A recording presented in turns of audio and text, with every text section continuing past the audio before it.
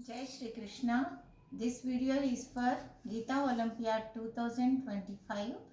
మేము ఇప్పుడు రెండవ అధ్యాయం చదువుతున్నాము.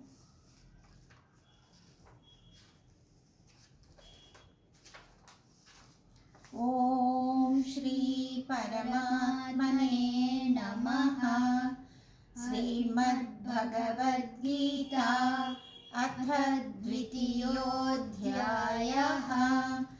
संजय उवाच तन्तथा कृपयाविष्टम् अश्रुपूर्णाकुलेक्षणं विषीदन्तमिदं वाक्यं उवाच मधुसूदनः. श्रीभगवानुवाच कुतस्त्वाकश्मलमिदं विषमे समुपस्थितम् अनार्यजुष्टमस्वर्ग्यम् अकीर्तिकरमर्जुन. क्लैब्यं मास्मघमपार्थ नैतत्त्वय्युपपद्यते. क्षुद्रं हृदयदौर्बल्यं त्यक्त्वोत्तिष्ठ परन्तप. अर्जुन उवाच कथं भीष्ममहं सङ्ख्ये द्रोणं च मधुसूदन. इषुभिः प्रतियोत्स्यामि पूजार्हा वरिसूदन. गुरून् हत्वा हि महानुभावान् श्रेयो भोक्तुं भैक्ष्यमपीह लोके. हत्वार्थकामांस्तु गुरूर्हैव भुञ्जीय भोगान् रुधिरप्रदिग्धान्. न चैतद्विद्मः कतरन्नो गरीयो यद्वा जयेम यदि वा नो जयेयुः. यानेव हत्वा न जिजीविषामस्तेव स्थिता प्रमुखे धार्तराष्ट्राः. कार्पण्यदोषोपहतः स्वभावः पृच्छामि त्वां धर्मसम्मूढचेताः. यच्छ्रेयस्यानिश्चितं ब्रूहि तन्मे शिष्यस्तेऽहं शाधिमां त्वां प्रपन्नम्. न हि प्रपश्यामि ममापनुद्यात् यच्चोकमुच्चोषणमिन्द्रियाणाम्. अवाप्य भूमां वसपत्नवृद्धं राज्यं सुराणामपि चाधिपत्यम्.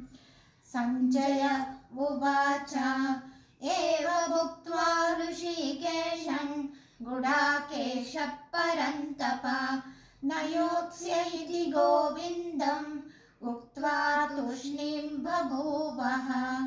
तमुवाच ऋषिकेशः प्रहसन्निव भारत. सेनयोरुभयोर्मध्ये विषीदन्तमिदं वचः. श्रीभगवानुवाच अशोच्यानन्वशोचस्त्वं प्रज्ञावादांश्च भाषसे. गतासून गतासूश्च नानुशोचन्ति पण्डिताः. न त्वेवाहं जातु नासन् न त्वन्नेमे जनाधिपाः. न चैव न भविष्यामः सर्वे वयमतः परम्.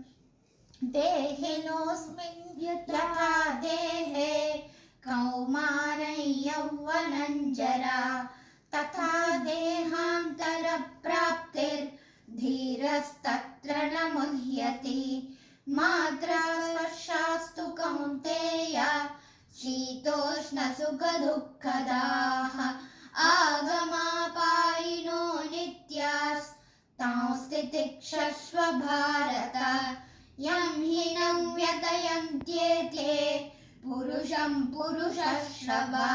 समदुःखसुखं धीरं सोऽमृतत्वाय कल्पते. नासतो विद्यते भावो नाभावो विद्यते सतः उभयोरपि दृष्टोऽन्तस्त्वनयोस्तत्त्वदर्शिभिः अविनाशि तु तद्विद्धि येन सर्वमिदं ततं विनाशमव्ययस्यास्य न कश्चित् कर्तुमर्हसि अन्तवन्त इमे देहा नित्यस्योक्ताः शरीरिणः अनाशिनो प्रमेयस्य तस्माद्युध्यस्व भारत य एनं वेत्ति हन्तारै यश्चैनं मन्यते हतम् उभौ तौ न विजानीतो नायं हन्ति न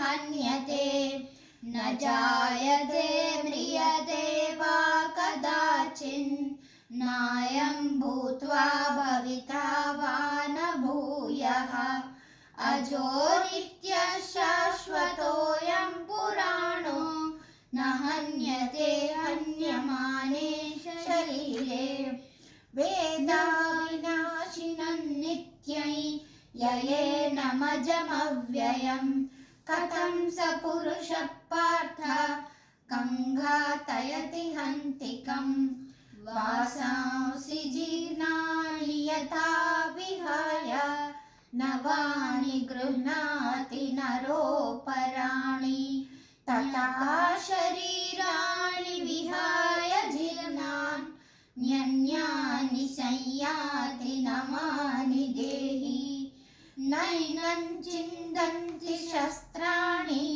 नैनं दहति पावकः न चैनं क्लेदयन्त्यापो न शोषयति मारुतः अच्छेद्योऽयमदाह्योऽयम् अक्लेद्यो शोष्य एव च नित्यः सर्वगतस्तानुरचलोऽयं सनातनः अव्यक्तोऽयमचिन्त्योऽयम् अविकार्योऽयमुच्यते तस्मादेवं विदित्वैनं नानुशोचितुमर्हसि अथ चैनं नित्यजातं नित्यं वा मन्यसे मृतं तथापि त्वं महाबाहो नैवं शोचितुमर्हसि जातस्य हि ध्रुवो मृत्युर्ध्रुवं जन्म मृतस्य च तस्मादपरिहार्येते न त्वं शोचितुमर्हसि अव्यक्तादीनि भूतानि व्यक्तमध्यानि भारत अव्यक्तनिधनान्येव तत्र का परिदेवना आश्चर्यवत् पश्यति कश्चिदेनम् आश्चर्यवद्वदति तथैव चान्यः आश्चर्यवच्चैनमन्यः शृणोति श्रुत्वाप्येनं वेद न चैव कश्चित् देहि नित्यमवध्योऽयं देहे सर्वस्य भारत तस्मात् सर्वाणि भूतानि न त्वं शोचितुमर्हसि स्वधर्ममपि चावेक्ष्य न विकम्पितुमर्हसि धर्म्याधियुद्धात् श्रेयोऽन्यत् क्षत्रियस्य न विद्यते यदृच्छया चोपपन्नं